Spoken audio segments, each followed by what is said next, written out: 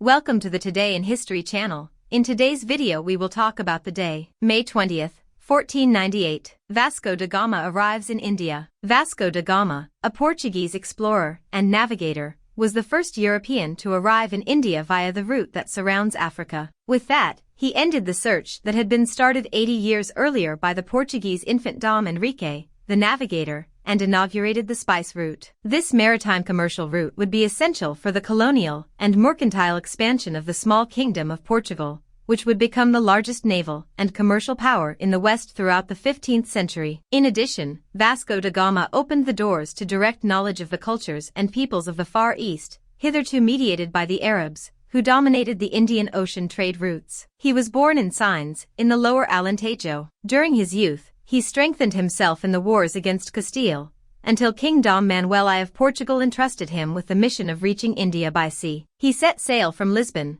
with 3 boats and 300 men, in July 1497. In November, he rounded the Cape of Good Hope, which had been crossed for the first time in 1488 by the also Portuguese navigator Bartolomé Dias. He continued towards the northeast, skirting the East African coast, until he made a stop in Malindi. With the help of a guide, which he obtained through some Indian traders in that port, Gama continued his journey eastwards. On May 20th, 1498, he arrived in Calicut, off the coast of Malabar, India, where the hostility of Muslim merchants prevented him from creating a Portuguese trading post. He returned to Portugal in 1499. Around him, he was received with honors, economically rewarded, and allowed to use gift in front of his name. In order to expand the discoveries of Gama, Pedro Alvarez Cabral was sent to India, who was able to establish a Portuguese trading post in Calicut. When it was learned in Portugal that the post created by Cabral had been the victim of an attack, and its occupants had been slaughtered,